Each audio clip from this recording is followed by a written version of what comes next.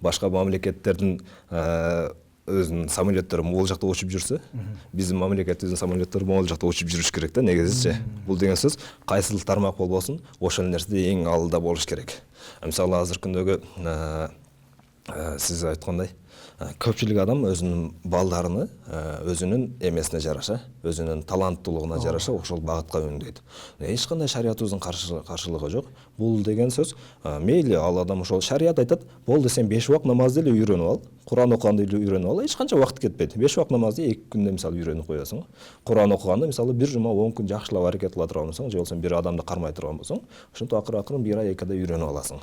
Андан сырткары дагы өзүңүздүн ишиңизди кыла бересиң. Баягы айтат го, атадан 6 болсоң дагы 6 дөбөдө бол депчи, ар ким ар кандай. Ошондой эле сиздин мисалы 5 балаңыз болсо, 5 балаңыздын ар биринин характери ар кандай да.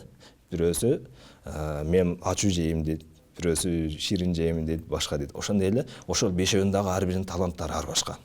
Бирөө шариятка кызыгат. Ошону мейли шариятка бериңиз. Бирөө IT технология жагына кызыгат.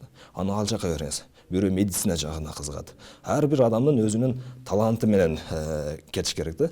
Ошондой боло турган болсо, ошондой мыкты адамдар чыгат.